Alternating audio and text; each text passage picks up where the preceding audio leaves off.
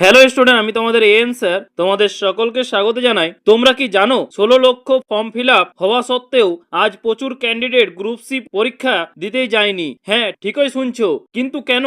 কারণ সবার মনে এখন একটাই আতঙ্ক, 2017 সালের সেই ভয়াবহ পরিণতি। তোমাদের নিশ্চয় মনে আছে যে 2017-র কথা, যখন চোখের সামনে গোটা প্যানেল বাতিল হয়ে গিয়েছিল আর চাকরি পাওয়া ক্যান্ডিডেটরা রাতারাতি চাকরি হারিয়ে রাস্তায় বসেছিল।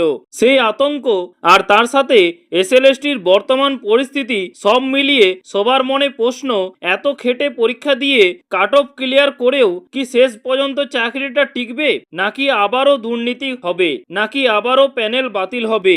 আজকের ভিডিওতে এই সব প্রশ্নের উত্তর তো দেবই, তার সাথে তোমাদের দেখাবো যে একটি সিটের জন্য বাস্তবে কতজনের সাথে লড়াই হচ্ছে তোমাদের, আর নেগেটিভ মার্কিং এর ফাঁদ এড়িয়ে ঠিক কত পেলে এই কাট অফ ক্লিয়ার করা যাবে। মার্কেটে এখন যা চলছে তার আসল সত্যিটা জানতে ভিডিওটা একটু স্কিপ না করে শেষ পর্যন্ত দেখো। প্রথমেই বলি, তোমরা যারা সরকারি চাকরির জেনুইন আপডেট, সঠিক কাট অফ অ্যানালাইসিস এবং ভেতরে খবর পেতে চাও, তারা এই চ্যানেলটিকে অবশ্যই কিন্তু সাবস্ক্রাইব করে পাশের বেল আইকনটি প্রেস করে রাখো। পরবর্তীতে এসএসসি সংক্রান্ত কিছু আপডেট এলেই সবার আগে জানিয়ে দেওয়া হবে। চলো শুরু করা যাক। প্রথমে আসি সেই ভয়াবহ প্রশ্নের উত্তর। 2017 সালের প্যানেল বাতিল হয়ে সবার চাকরি হারানোর স্মৃতি এবং এসএলএসটির বর্তমান জট, এই দুটো মিলিয়েই মার্কেটে এখন একটা বিশাল আতঙ্কের সৃষ্টি হয়েছে। অনেকেই ভাবছে যদি এই প্যানেলও দুর্নীতি হয়, যদি আবার সব বাতিল হয়ে যায়, তো দেখো তোমাদের এই দুশ্চিন্তাটা একদম অমূলক নয়, ঠিক আছে? কিন্তু তোমাদের একটা কথা পরিষ্কার করে বলি, আগের ওই ঘটনাগুলোর পর থেকে বর্তমানে কিন্তু রিকোয়ারমেন্ট প্রসেস এবং আইনি পদক্ষেপ অনেক বেশি নজরদারি চলছে। তাই কি হবে ভেবে পরীক্ষা না দেওয়াটা ছিল চরম বোকামি। যারা আজ মাথা ঠান্ডা রেখে পরীক্ষা দিয়েছো তারা পজিটিভ থাকো, সিস্টেমের ভয় দেখিয়ে নিজেদের ফোকাস কিন্তু নষ্ট হতে দিও না। এবার আসি সরাসরি কাট অফের অঙ্কে আসি। তোমরা জানো যে গ্রুপ সির পরীক্ষার জন্য প্রায় 16 লক্ষ ক্যান্ডিডেট ফর্ম ফিল আপ করেছিল, কিন্তু আসল সিট সংখ্যা কত?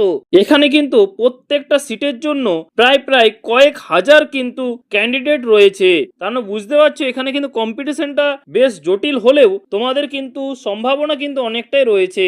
এবার একটু অঙ্ক কষে দেখো যে 16 লক্ষ পরীক্ষার্থী আর সিট মাত্র ওইটুকু, অর্থাৎ প্রতিটা সিটের জন্য তোমাদের লড়াই করতে হচ্ছে প্রায় 1000টা সিটের মধ্যে তোমাদের লড়তে হচ্ছে। ভাবা যায় এটা একটা হাড্ডাহাড্ডি কিন্তু লড়াই। কিন্তু হ্যাঁ, পরীক্ষা কেন্দ্রে উপস্থিতির হার কম থাকায় কম্পিটিশন কিন্তু খাতায় কলমে যতটা দেখাচ্ছে বাস্তবে তার চেয়ে একটু আলাদা হবে। কেন বলছি এটা? কারণটা এবার আসি সবচেয়ে একটা গুরুত্বপূর্ণ পয়েন্টে, যেটা হচ্ছে নেগেটিভ মার্কিং। যেহেতু এখানে নেগেটিভ মার্কিং এবারে আছে এবং রয়েছে, তোমরা বুঝতে পারছো এই কারণে কিন্তু এই কাট অফটা অত্যন্ত কম হবে। নেগেটিভ মার্কিং রয়েছে, অনেকেই কাট অফের ভয়ে বেশি অ্যাটেম্প্ট করতে গিয়ে জানা প্রশ্নের নম্বরও কিন্তু মাইনাস করে ফেলেছো। বিভিন্ন সূত্র মারফত যা জানা যাচ্ছে, প্রশ্নের লেভেল ছিল ইজি টু মডারেট। যেটা হবে সেটাই বলবে, ইজি টু মডারেট, এবং সেটাও কিন্তু তোমরা কমেন্ট বক্সে জানাতে ভুলবে না যে মডারেট হয়েছে, ইজি হয়েছে না হার্ড হয়েছে। যারা নেগেটিভ মার্কিং এর ফাঁদে পা না দিয়ে সঠিক উত্তর করে আসতে পেরেছো তারাই কিন্তু আজ বাজিমাত করবে। তাহলে প্রশ্নটা হচ্ছে যে সেফ স্কোর কত থাকছে? আজকের প্রশ্নের ধরন এবং পরীক্ষার্থীর সংখ্যা, 2017-র প্রভাব আর শূন্য পদের হিসাব মিলিয়ে এবং নেগেটিভ মার্কিং থাকায় আমরা যে কাট অফ, একটা পেক্টেড কাট অফ তোমাদের দিতে চলেছি, সেটা হচ্ছে জেনারেল কাস্টের মধ্যে তোমরা দেখতে পাচ্ছ স্ক্রিনে সেই কাট অফটা। ঠিক আছে, যদি তোমাদের এই স্কোরটা এই রেঞ্জের যদি আশেপাশে থাকে তাহলে কিন্তু একদম ভাবতেই পারো যে তুমি সেফ জোনে কিন্তু আছো। ঠিক আছে, আর তাছাড়া তোমাদের আজকের পরীক্ষা কেমন হলো, তোমরা কতগুলো প্রশ্ন অ্যাটেম্প্ট করেছো আর তোমাদের মতে কাট অফ কত যেতে পারে, এখনই কিন্তু কমেন্ট বক্সে তোমাদের মতামত জানাতে ভুলবে না। ঠিক আছে, ভিডিওটা এই পর্যন্তই, এবং ভিডিওটা ভালো লাগলে একটা লাইক করে বন্ধুদের সাথে শেয়ার করে দিও, যাতে তারাও এই দুশ্চিন্তা থেকে মুক্ত হতে পারে এবং এই ইনফরমেশনটা পেয়ে উপকৃত হয়। দেখা হচ্ছে পরের ভিডিওতে নতুন কোনো আপডেট নিয়ে। থ্যাংক ইউ, পাশে থেকো, সুস্থ থেকো, আর যারা চ্যানেল নতুন তারা অবশ্যই কিন্তু সাবস্ক্রাইব করে পাশে থেকো।